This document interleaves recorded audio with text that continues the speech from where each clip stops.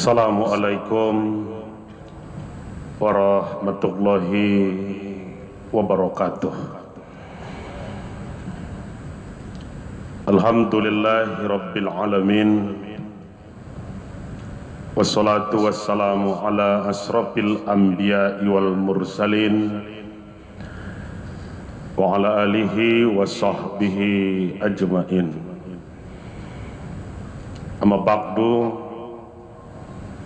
Bapak dan Ibu kaum muslimin jemaah salat zuhur Masjid Raya Sumatera Barat yang dirahmati Allah. Yang paling jauh itu bukan benua Antartika, bukan puncak Jayawijaya, bukan samudra yang luas tak bertepi. Yang jauh itu adalah masa lalu. Sedetik yang berlalu tidak akan kembali. Yang dekat bukan keluarga, bukan rumah, bukan orang tersayang. Yang dekat kepada kita itu adalah kematian. Tiap hari, tiap minggu, tiap bulan, tiap tahun yang kita lewati, kita sebenarnya mendekati ajal kita masing-masing. Momentum pergantian tahun 1444 Hijriah menjadi 1445 Hijriah sudah di depan kita. Ya'taraba lin-nasi hisabuhum wa hum bi ghaflatin muqridun. Bukankah waktu penghitungan amalmu sudah semakin dekat? Jatah hidupmu engkau habiskan tiap hari. Kesempatanmu terus makin hilang. Ajalmu semakin dekat. Kuburmu sudah mulai nampak. Wa hum bi ghaflatin muqridun. Tapi kenapa kebanyakan di antara kamu justru bertambah lalainya? Inilah satu ayat yang menegur sekaligus memperingatkan kita akan waktu yang kita lewati. Karena hari-hari kita sebenarnya hanya untuk menanti ajal kita. Tiap orang ada zamannya. Tiap zaman ada orangnya. Tiap waktu ada orangnya. Tiap orang ada waktunya. Dulu sudah ada penguasa. Dulu sudah ada orang kaya. Dulu sudah juga ada orang-orang terkenal. Mana mereka hari ini? Manusia itu hanya dicatat dua hal: tanggal lahirnya dan tanggal matinya. Bapak saudara kalau tidak percaya, lihatlah buku-buku sejarah. Nama orangnya, lahir tanggal, tahun, wafat tahun. Masih kurang jelas, lewatlah di pekuburan. Itu juga yang dituliskan. Nama orangnya, tanggal lahirnya, tanggal matinya. Selesai. Gajah mati masih meninggalkan gading. Harimau mati tinggalkan belang. Rusa mati ada gading. Rusa mati ada tanduk. Gajah mati ada gading. Manusia mati.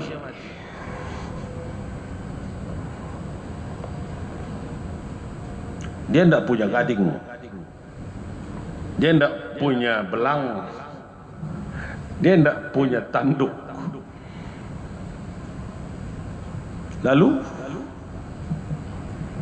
kalau manusia mati, dia akan jadi cerita bagi orang yang masih hidup. Apa yang kita buat hari ini akan jadi sejarah esok hari. Maka kalau kenangan tentang kita ingin dikenang baik, buatlah kebaikan tanpa harus menunggu esok hari. Tiap matahari tenggelam di kaki langit sebelah barat, persiapkan dirimu dengan takwa, karena kamu tidak tahu masihkah akan kamu lihat matahari terbit esok pagi.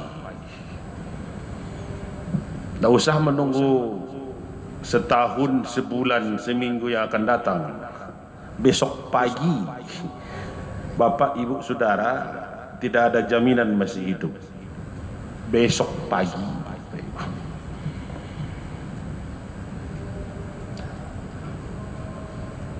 Satu waktu di kota Madinah, masuk waktu subuh, Bilal pun azan di Masjid Nabawi. Setelah beliau azan, dilihat ke kiri dan ke kanan. Rasulullah belum ada dalam masjid. Padahal biasanya sudah berada dalam masjid, bahkan sebelum azan berkumandang. Para sahabat sholat sunat fajar, sholat sunat rawatib. Sholat dilihat belum juga ada Rasul. Padahal waktu subuh tidak panjang.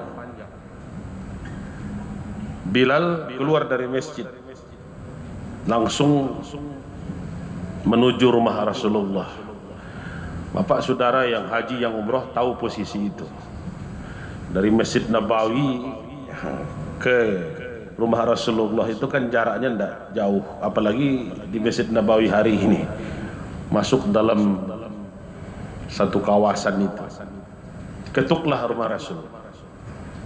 Assalamualaikum ya Rasulullah. Jawab, Waalaikumsalam. Bilal, masuklah. Begitu pintu dibuka, kaget Bilal bukan main. Rasul bukan tertidur, Rasul bukan di pembaringan. Rasul justru sedang berurai air mata. Merah matanya, sembab. Menangis dalam waktu yang cukup lama. Air mata itu bahkan sampai membasahi jenggotnya. Alirannya itu. Berarti tangis itu bukan tangis biasa. Ya Rasulullah, ada apa denganmu? Apa yang engkau sedihkan? Kenapa engkau sampai berurai air mata, memerah matamu, bahkan air mata membasahi janggutmu ya Rasul? Ada apa denganmu ya Rasul? Apa yang engkau sedihkan? Apa jawab Rasul? Bilal, malam ini turun malaikat Jibril kepadaku tadi. Beliau bacakan ayat Al-Quran. Ayat itulah yang membuatku menangis sampai masuknya waktu subuh. Bukan aku tidak mendengar engkau mengumandangkan azan, tapi suasana hatiku masih sedih. Ayat ini telah membuatku menangis hampir semalaman. Boleh tidak ku tahu ayat itu ya Rasul? Bacakanlah kepadaku. Dengarkan Bilal. Inna fi khalqis samawati wal ard wa ikhtilafil laili wan nahar la ayatil liulil albab allazina yazkuruna Allaha qiyaman wa qu'udan wa ala junubihim wa yatafakkaruna fi khalqis samawati wal ard Rabbana ma khalaqta hadza batila subhanaka faqina azaban nar Rabbana innaka man tudkhilin nar faqad ahzaitah wa maliz zalimina min ansar Rabbana innana sami'na munadiyan lil iman an aminu bi rabbikum fa amanna Rabbana faghfir lana dzunubana wa kaffir anna sayiatina wa tawaffana ma'al abrar. Ayat inilah Bilal yang membuat tangisku hampir semalaman. Ayat inilah yang membuatku bersedih. Inilah yang membuatku terlambat untuk memenuhi panggilan azan yang engkau kumandangkan. Apa rahasia di balik ayat ini? Ali Imran 1194. Inna fi khalqis samawati wal ard. Sesungguhnya dalam penciptaan langit dan bumi, wahtilafil laili wan nahar, dan silih bergantinya siang dengan malam, la ayatil liulil albab, ada tanda-tanda kebesaran Tuhanmu bagi orang-orang yang berfungsi akalnya. Ada tanda-tanda kekuasaan Tuhanmu, kebesaran Tuhanmu bagi orang yang masih normal cara berpikirnya. Mulai inilah yang ditangisi Rasul. Nah, banyak di antara kita yang tidak terlalu peduli dengan fenomena alam. Kita tidak peduli dengan siang dan malam. Kita punya akal, kita punya otak, tapi kadang akal tidak kita fungsikan. La ayatil liulil albab, ada tanda-tanda kebesaran Tuhanmu bagi orang-orang yang masih menggunakan akalnya, bukan yang berotak. Jangan-jangan masuk kita kategori punya otak tapi tidak menggunakan akal. Otaknya ledo, akalnya tidak jalan. Maka menganggap masih panjang, masih lama, masih ada waktu. Lagunya masih itu juga. Aku masih seperti yang dulu. Laisa banai. Baca aminlah sekali. Dulu kita anak-anak. Iya, dulu. Hari ini kita sudah punya anak. Bahkan anak kita sudah punya anak pula. Aku masih seperti yang dulu juga.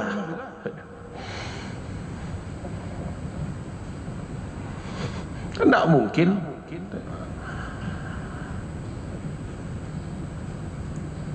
Kita tidak akan punya waktu yang panjang. Karena itu Allah tegur.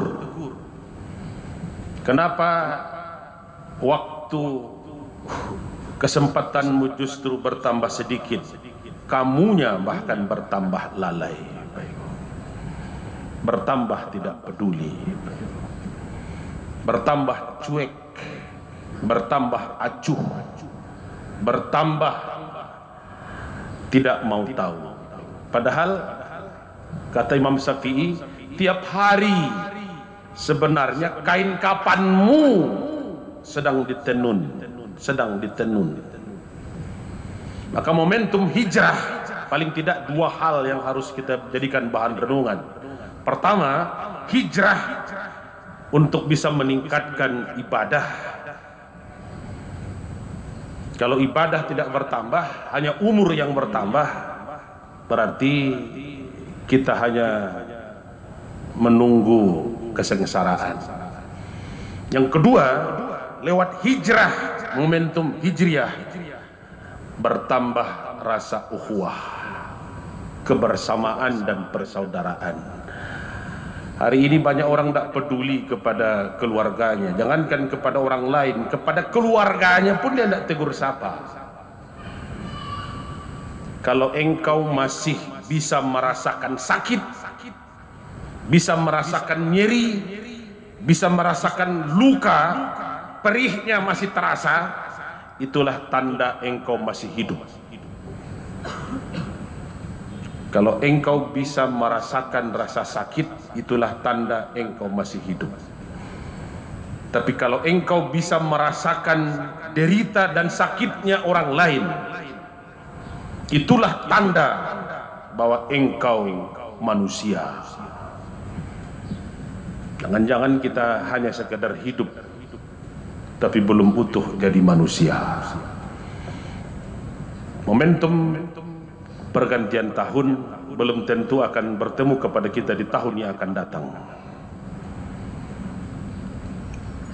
Tapi tahun ini pilihannya tentu tidak banyak.